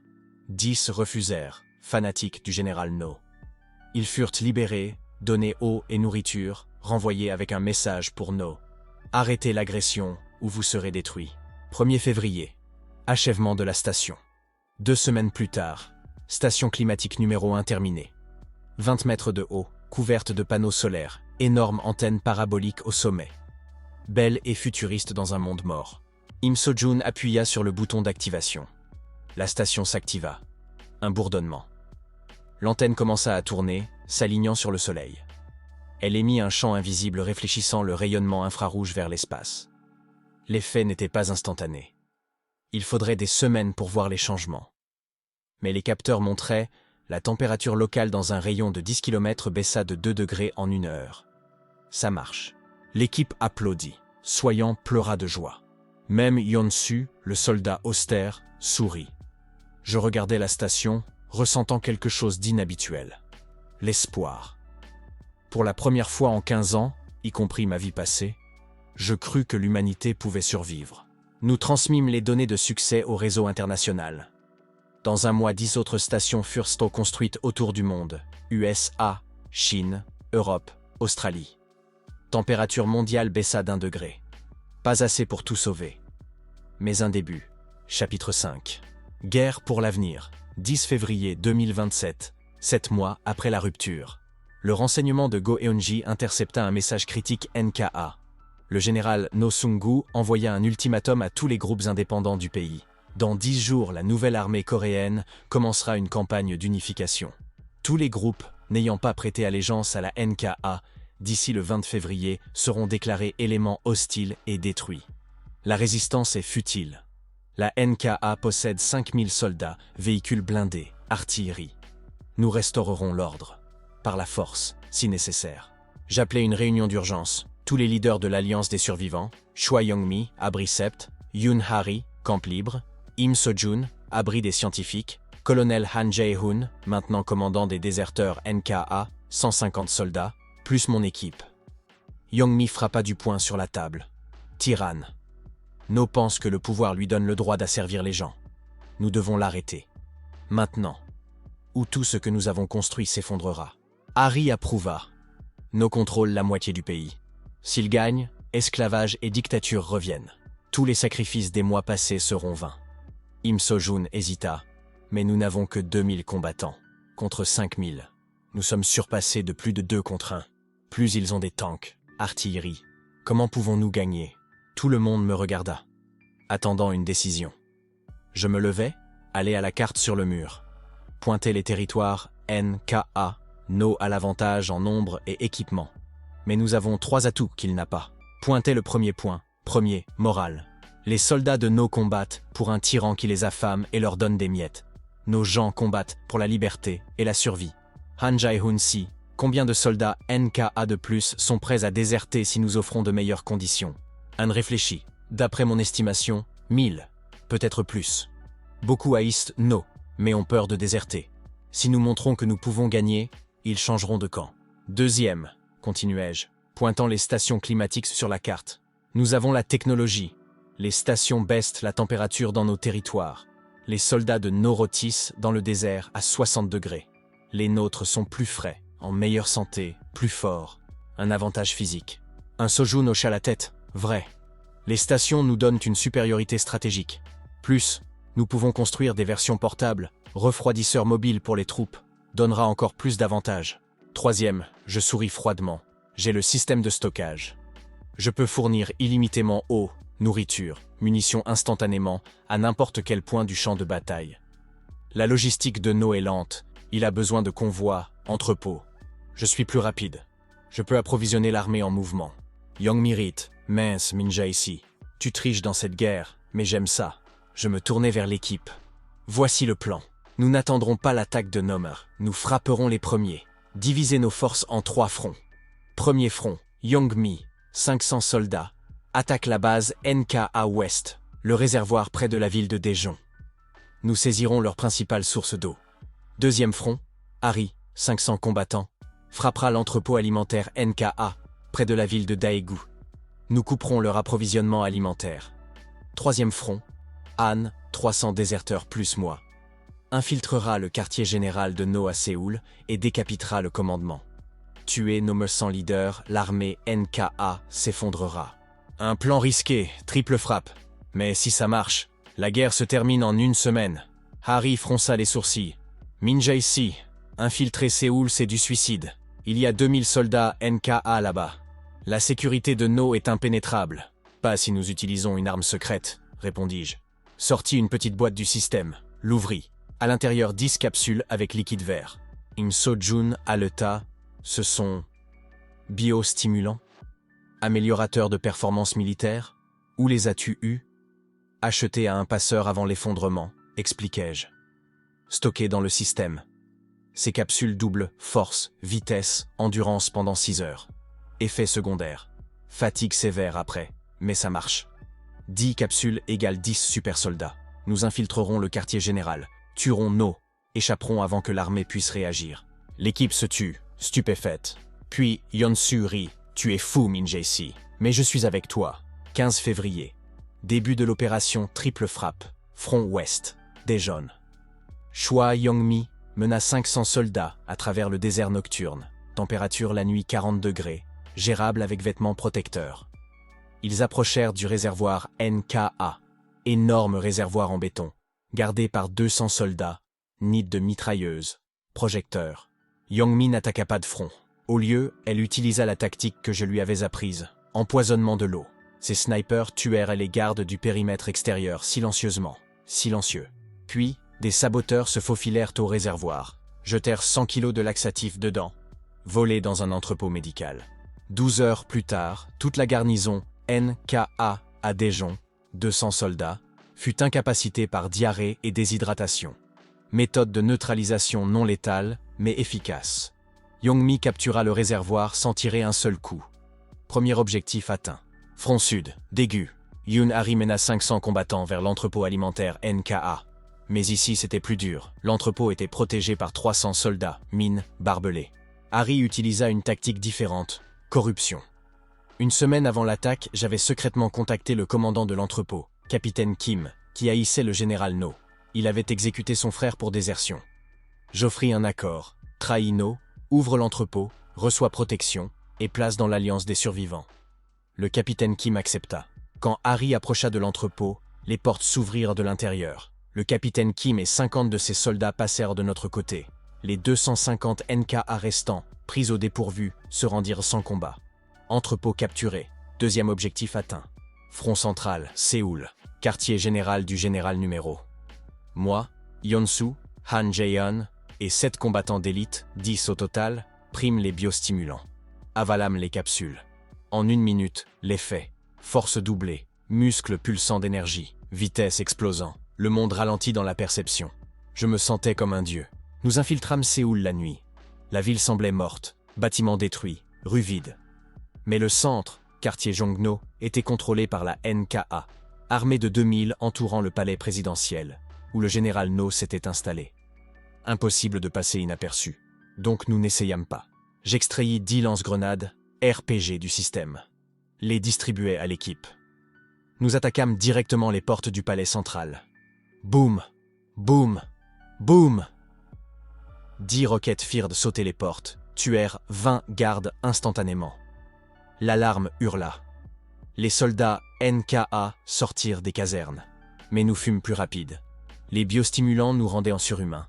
Je courus à travers la cour à la vitesse d'un sprinter olympique. Esquivant les balles, perception ralentie permettait de voir les trajectoires. Yeon-soo enfonça des portes à main nue, force doublée. Han tira sur les ennemis avec précision incroyable, concentration augmentée. Nous entrâmes dans le bâtiment principal en 3 minutes, tuant 50 soldats en chemin. Nos pertes, 0, les stimulants nous rendaient presque intouchables pour un court temps. À l'intérieur du palais, labyrinthe de couloirs. Mais je connaissais le plan, étudier les cartes avant l'opération. Nous courûmes vers la salle du trône, où No tenait ses conseils militaires. Nous fîmes irruption. Le général No Sung-gu était assis sur un trône, ancienne chaise présidentielle, entouré de 10 gardes du corps en armure lourde. No se leva, visage tordu de rage. « Park Min-jae, traître! Comment oses-tu envahir mon palais ?»« Ton palais ?» souris-je. « C'est le palais du peuple. Tu l'as volé. Je ne fais que le rendre. » Les gardes du corps attaquèrent, mais même en armure, ils étaient même plus lents que nous. Yeon-soo déchira l'un en deux, littéralement, force doublée incroyable. Han en tua 3 à la tête en 1 seconde. Je téléportais via le système, extrais une grenade fumigène, la lançais, me déplaçais dans la fumée indétectée, derrière numéro. Je pressais le pistolet contre l'arrière de sa tête. Partie terminée, général. No se figea, puis rit. Un rire fou, hystérique. Tu penses que me tuer signifie que tu as gagné. Mon armée t'écrasera, même mort. Je gagne. Ton armée s'est effondrée, dis-je froidement. Nous avons saisi le réservoir à Daejeon, l'entrepôt alimentaire à Daegu. Tes soldats n'ont ni eau ni nourriture. La moitié a déserté. Le reste se rendra quand ils entendront ta mort. Tu as perdu, No. Pas moi. Son visage pâlit. Il comprit. C'était la vérité. Dernier mot, demandai-je. No murmura, brisé. Je voulais juste de l'ordre, du contrôle, pour que les gens ne meurent pas dans le chaos. Menteur, répondis-je. Tu voulais le pouvoir, au prix de la souffrance des autres. Au revoir. Un tir. Général No Sung-gu, mort. Effet domino. La nouvelle de la mort de No se répandit à la radio instantanément. Réaction de l'armée NKA, exactement comme je l'avais prédit. La moitié des soldats déserta immédiatement. Un quart passa à l'Alliance des survivants. Nous offrîmes amnistie et meilleures conditions. Le reste se rendit sans combat. 3 jours plus tard, la guerre se termina. La NKA cessa d'exister. La Corée unifiée sous la bannière de l'Alliance des survivants. Mais le prix fut élevé. 200 de nos combattants moururent dans l'opération. 500 blessés. Moi-même manquais de mourir d'overdose de biostimulants. Après 6 heures, l'effet cessa. Je perdis connaissance d'épuisement. Me réveillai 2 jours plus tard à l'infirmerie. 1er mars 2027, 8 mois après la rupture, nous organisâmes les premières élections démocratiques dans l'Alliance. 5000 membres votèrent pour un leader. Les candidats, moi, Choi Young-mi, Yoon Hari, Im So-jun. Je gagnais avec 60% des voix, devenu le leader officiel de l'Alliance des survivants. Mais je refusais le titre de président ou général. Au lieu, je choisis coordinateur. Mon rôle, organiser, pas dicter. Pouvoir distribuer parmi un conseil de 10 leaders, incluant Youngmi, Harry, Sojun, Han. Nous commençâmes la reconstruction. Construîmes 10 stations climatiques supplémentaires à travers la Corée. Température baissa à 52 degrés, toujours chaud, mais survivable. Population de l'Alliance grandit à 20 000. Réfugiés arrivaient quotidiennement des villes mortes. Nous acceptions tous ceux prêts à travailler et respecter les règles. J'utilisais le système de stockage pour production alimentaire massive. L'accélération temporelle dans le système permettait de faire pousser des tonnes de légumes chaque semaine. La faim prit fin dans notre territoire. Pour la première fois en 8 mois, les gens souriaient. Chapitre bonus. Le prix de la mémoire. 2040. 13 ans après la rupture. J'étais assis dans un petit café en périphérie de Séoul. Un de ces endroits que des passionnés avaient de restaurer, essayant de ramener l'ancien monde. L'odeur du café, vrai café, cultivé dans de nouvelles serres haute température, emplissait l'air. Inhabituel. Magnifique. En face de moi, une jeune femme, environ 25 ans, journaliste de Nouveau Monde, le plus grand journal de l'Alliance, un enregistreur entre nous. Elle voulait une interview pour la série Héros de la rupture. Park Min-jae-si, commença-t-elle doucement, vous êtes une légende. L'homme qui a prévu la catastrophe, préparé, sauvé des milliers de vies, renversé des tyrans, aidé à restaurer la civilisation. Mais il y a une question que beaucoup veulent poser. Comment saviez-vous? Comment avez-vous prévu la rupture 6 mois à l'avance? Les scientifiques n'ont pas pu prédire la date exacte. Mais vous avez accumulé des ressources juste avant la catastrophe. Comment? J'hésitais. Pendant 13 ans, j'avais gardé la vérité secrète. Dit seulement aux plus proches, Soyons, Yonsu, j'y ai. Même eux avaient du mal à y croire. Mais peut-être, il était temps de dire au monde, voulez-vous la vérité? Demandai-je doucement. La vraie vérité? Pas une légende, pas un conte héroïque. La vérité que personne ne croira? La journaliste hocha la tête, yeux brillants de curiosité. Oui, la vérité. Je bus une gorgée de café, rassemblant mes pensées. D'accord, mais enregistrez tout, parce que je ne le dirai pas 2 fois. Je racontais tout, sur ma vie passée, sur les 15 ans de grande chaleur que j'avais vécu, sur un monde où j'étais personne, faible, impréparé, mourant de soif dans une ville asséchée, sur la mort, sur la régression, sur la voie qui m'avait renvoyé, sur le système de stockage. La journaliste écouta, immobile. L'enregistreur captura chaque mot. Quand je finis, elle resta silencieuse 1 minute. Puis, ça semble incroyable. Comme de la science-fiction. Mais, ça explique beaucoup. Vos connaissances, votre préparation, votre détermination. Si c'est vrai, vous avez survécu à 2 apocalypses. Combattu pour la survie 2 fois. Je hochai la tête. La première fois, j'ai perdu. Mort pitoyablement dans le désert dont personne n'avait besoin. La deuxième fois, on m'a donné une chance. Je l'ai utilisée. Mais ça ne fait pas de moi un héros. J'ai tué quand nécessaire, commercé avec des monstres, travaillé avec des tyrans jusqu'à être assez fort pour les renverser. Je ne suis pas propre, juste efficace. La journaliste réfléchit. Mais en fin de compte, vous avez créé un monde meilleur, un monde juste. N'est-ce pas plus important que les méthodes? Peut-être, soupirai-je. Mais je me souviens encore des visages de ceux que j'ai tués. Même des monstres comme Kwon Tae-soo. Ils étaient des gens autrefois. Le monde les a brisés. Je les ai tués au lieu de les sauver. Le prix de la victoire. Elle me regarda avec sympathie. Portez-vous ce fardeau seul? Ne le partagez-vous pas? Je le partage avec la famille. Soyons, Yonsu, j'y ai. Ils savent, ils me soutiennent. Mais oui, le fardeau est énorme. Parfois je me réveille la nuit, me rappelant la première vie. La soif, la mort. Je pense, est-ce réel? Ou suis-je encore là, mourant dans le désert? Et tout ça est une hallucination avant la mort. La journaliste toucha ma main. Ceci est réel, Min-jae-si. Vous êtes ici. Le monde est sauvé, grâce à vous. Je souris tristement. Pas seulement moi, tout le monde.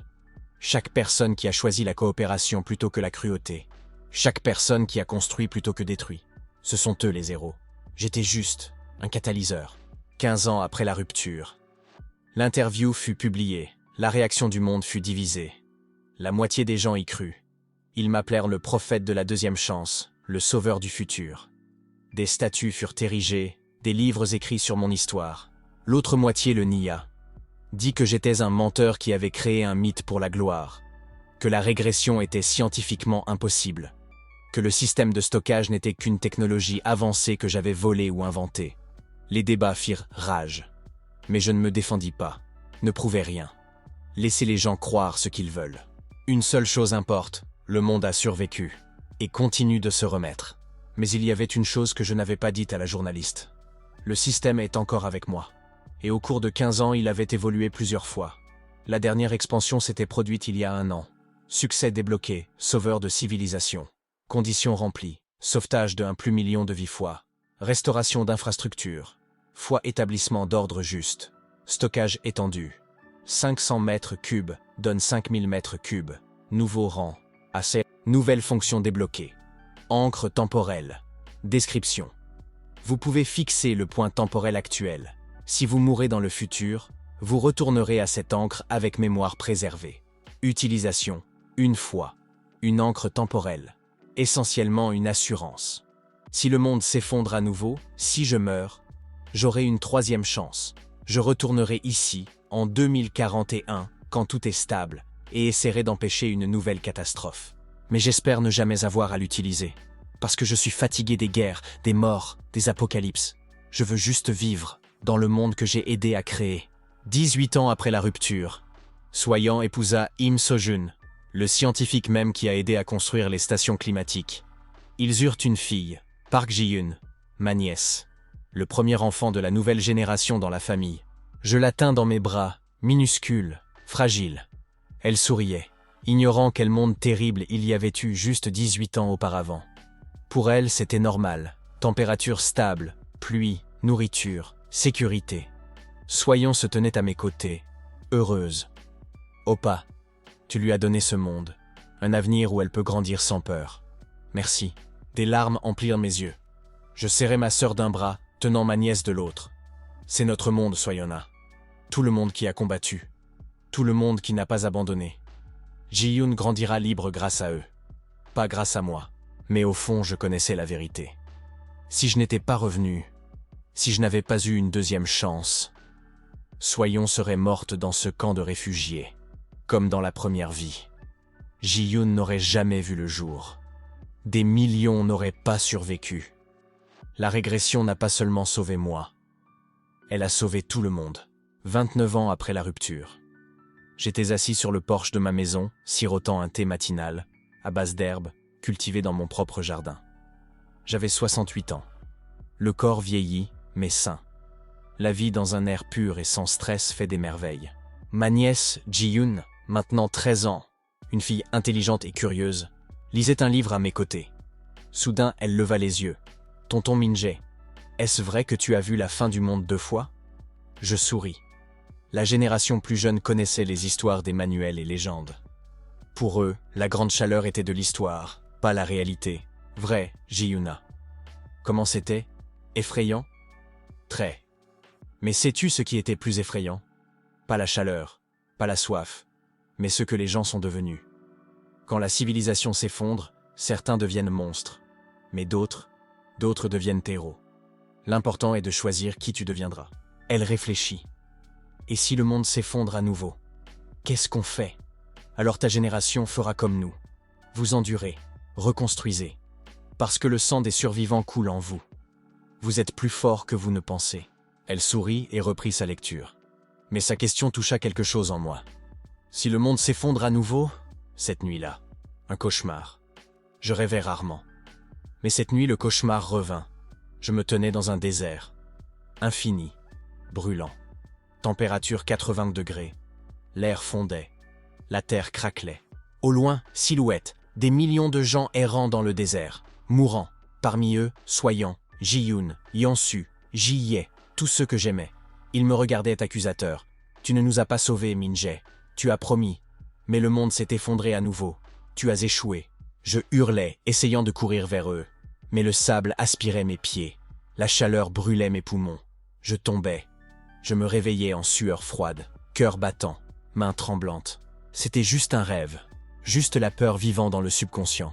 Mais alors, un son, mécanique, ancien. Cette même voix que j'avais entendue 29 ans auparavant quand je mourus la première fois. Attention, Park Min-jae. Je me figeai. Ouvris la fenêtre du système. Pour la première fois en année, il s'activa seul.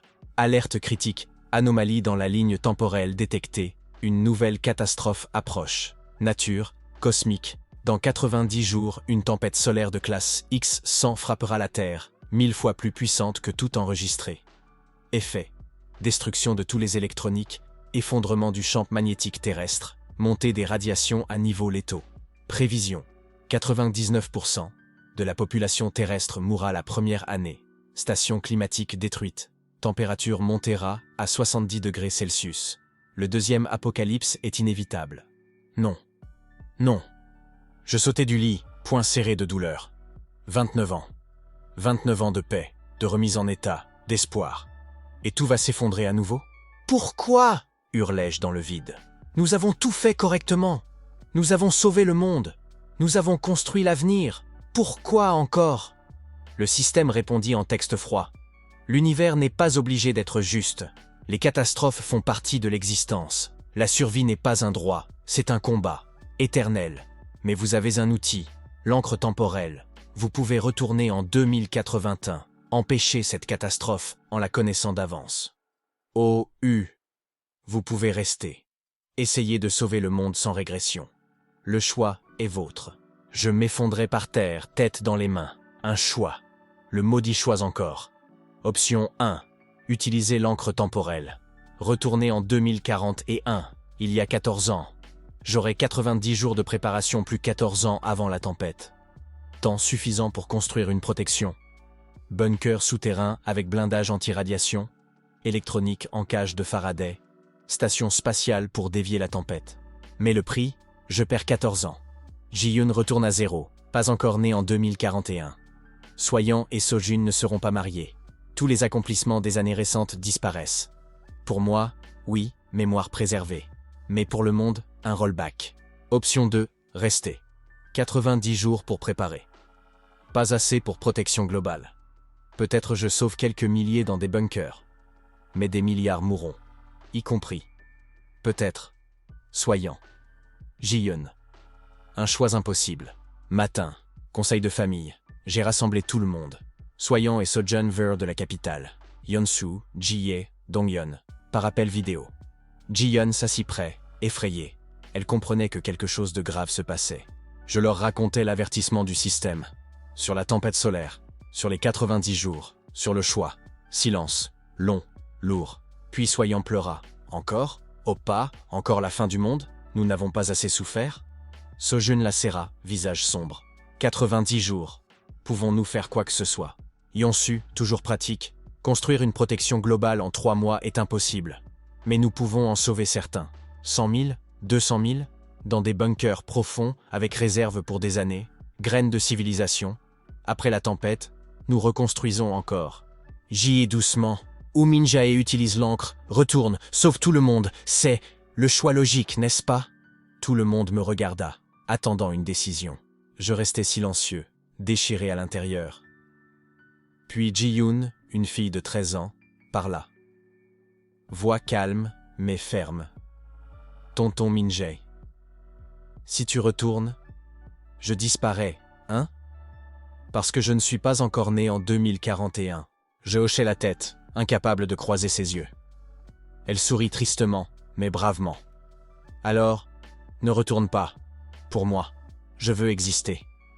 Même si je ne vis que 3 mois de plus. Ce sont mes 3 mois. Ma vie. Ne me la prends pas.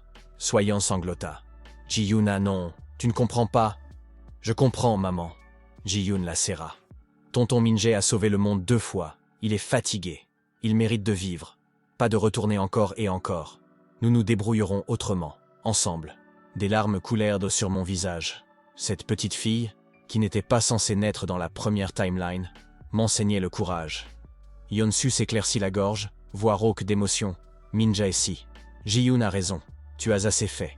Plus que quiconque. Si tu veux utiliser l'encre, personne ne te jugera. Mais si tu veux rester, combattre ici, maintenant, nous sommes avec toi, jusqu'à la fin. Ji hocha la tête, jusqu'à la fin. Donghyun, jusqu'à la fin. Sojun, jusqu'à la fin. Soyant, à travers les larmes, jusqu'à la fin. Oppa.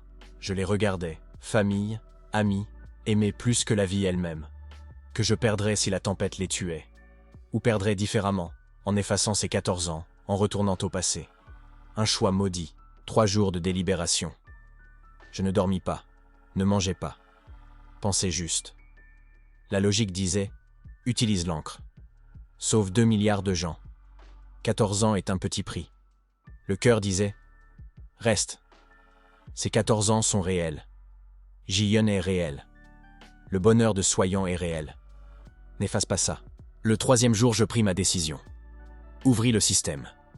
Entrer la commande, encre temporelle, désactiver, confirmer, supprimer fonction définitivement. J'hésitais une dernière fois. Puis, oui, encre temporelle supprimée. Vous avez choisi de rester. La régression n'est plus possible. Vivez ou mourrez, c'est votre dernière ligne temporelle. J'expirais. Le poids tomba de mes épaules. Le choix était fait. Irréversible. Maintenant, agir. 90 jours de course contre le temps. J'ai mobilisé tout. La Fédération de récupération déclara l'état d'urgence. 2 milliards de gens paniquèrent. Mais les leaders, beaucoup étaient mes élèves, agirent. Plaine 1. Bunkers profonds. Construire 1000 abris souterrains à plus de 500 mètres de profondeur.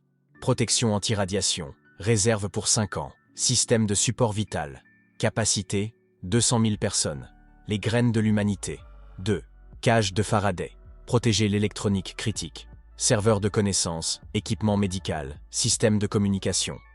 Pour que, après la tempête, la civilisation puisse être restaurée plus vite. Protection spatiale. Lancer 50 satellites avec déflecteurs magnétiques. Ils n'arrêteront pas la tempête, mais l'affaibliront de 30 à 40%. Chaque pourcent, des millions de vies sauvées. 4. Évacuation des priorités.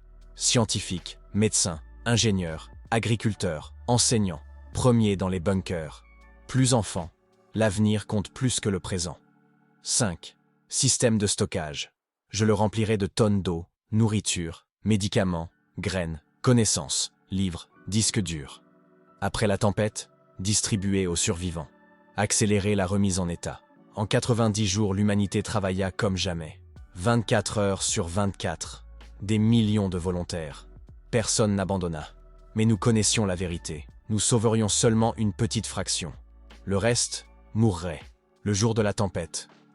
2055, 15 août. Je me tenais sur un sommet de montagne, loin des bunkers. Il n'y avait pas assez de place. J'ai donné ma place à d'autres. Soyant, Yeonsu, Ji-hye, à mes côtés. Nous avions choisi de rester dehors, voir le ciel une dernière fois. Ji-yoon était dans le bunker, en sécurité. Je l'y avais accompagné personnellement, longue étreinte. Vis, Ji-yoona. Quel que soit le monde restant après ça, Vis, raconte l'histoire de ceux qui ont combattu 2 fois. Elle pleura, mais hocha la tête. Je promets, tonton. La tempête vint à midi. Le ciel s'embrasa de lumière aveuglante, milliards de particules heurtant l'atmosphère. Aurore boréale sur toute la planète, rouge, violet, vert. Magnifique. Mortel. L'électronique dans le monde entier s'éteignit instantanément. Les stations s'arrêtèrent. Communication coupée. Civilisation arrêtée. Les radiations commencèrent à monter. Nous sentîmes leur brûlure sur la peau, les nausées, la faiblesse. Soyeon prit ma main. Oppa, aucun regret sur ne pas être retourné? Je souris. Non. Parce que ces 14 ans avec toi, avec Ji-yoon, avec tout le monde, en valèrent la peine. Même si la fin est revenue, nous avons vécu. Vraiment. Ça compte plus que l'éternité.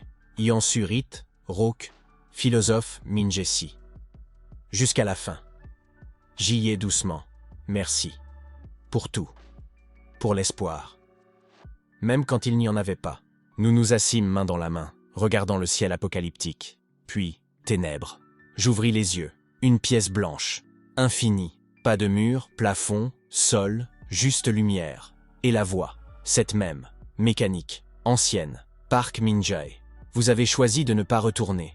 Pourquoi? Je me tins debout, bien que sans corps ressenti, parce que j'en avais marre d'effacer la vie des gens. Jian méritait d'exister. Tous ces 14 ans méritaient d'être réels, pas annulés. Mais des milliards sont morts. Vous auriez pu les sauver. J'aurais pu. Mais je n'y étais pas obligé. Je ne suis pas un dieu. Je suis humain. J'ai fait ce que je pouvais. 2 fois. Ça suffit. Pause. Puis, intéressant. Vous êtes le premier des régresseurs à refuser une 3e chance. Régresseurs, il y en a beaucoup. Des centaines de milliers. À travers toutes les lignes temporelles. La plupart utilisent leurs chances en boucle, essayant de créer un monde parfait. Mais ils échouent toujours. Parce que la perfection est une illusion. Alors pourquoi donner des chances? Pour tester qui acceptera l'imperfection et vivra. Et qui sera piégé dans un cycle de correction, perdant le contact avec la réalité. Et moi? Vous avez réussi le test. Vous avez accepté que le monde ne peut pas être sauvé pour toujours, seulement prolongé. Et c'est de la sagesse. La lumière devint plus vive. Pour cela, une récompense. Regardez, une vision. Je vis le futur. Ji-Yoon survécut. 200 000 dans les bunkers survécurent. La tempête passa après 1 an. Ils émergèrent. Reconstruisirent le monde encore. Utilisant les connaissances de mon système de stockage, je l'avais laissé après ma mort, transmis à Ji-Yoon. 20 ans plus tard, civilisation renaissante. Plus petite qu'avant, mais vivante. 50 ans plus tard, humanité dans l'espace. Colonisa Mars, la Lune, station en orbite. Se protégea des tempêtes futures. 100 ans plus tard, vaisseaux interstellaires. Humanité répandue dans la galaxie. Et partout, statues, monuments. À moi, à Soyang, à Yeonsu, à Jiye, à tous qui avaient combattu. Le nom Park Min-jae. Titre, l'homme qui a combattu 2 fois et accepté la 3e fin. La voix, voyez-vous, vous n'avez pas sauvé le monde pour toujours. Mais vous lui avez donné une chance, une graine, qui a germiné. C'est suffisant. Des larmes coulèrent, bien que sans corps. Elles ont survécu. Ji-Yoon a survécu. Oui, grâce à vous. Pas parce que vous étiez parfait, mais parce que vous avez essayé. Jusqu'à la fin. Qu'est-ce maintenant? Pour moi, un choix. Vous pouvez disparaître, repos final, ou vous pouvez renaître. Dans le lointain futur, parmi les étoiles, rejoindre l'humanité que vous avez sauvée. J'y pensais. Repos, tentant, infinie fatigue. Mais, si je renais, me souviendrai-je de cette vie? Non, une nouvelle vie, ardoise propre. Mais votre essence restera, celle qui combat, qui aide, qui n'abandonne pas. Je souris. Alors, renaissance. Je veux voir le monde que j'ai aidé à créer, même si je ne m'en souviens pas. Je veux revivre. La voix rit, pour la première fois. Un rire chaleureux, presque humain. Très bien, Park Min-jae, partez, vivez. Encore et encore, vous avez mérité l'éternité, pas en tant que régresseur, mais en tant qu'humain. La lumière m'avala. Quelque part, quand, dans le futur. Un enfant naquit sur une station spatiale au-dessus de Mars. Un garçon. Ils l'appelèrent Jun, en l'honneur d'un ancien héros nommé Min-jae, tradition des colons. Il n'avait aucun souvenir de vie passée, mais quand il vit la Terre pour la première fois par le hublot, il pleura. Il ne savait pas pourquoi. Il sentit simplement un lien, amour, pour une planète qu'il n'avait jamais visitée. Et quand il grandit, il devint ingénieur. Il construisit des protections pour les colonies, sauva des gens des dangers cosmiques, parce que l'essence restait. Park Min-jae revécut, encore et encore, pour toujours.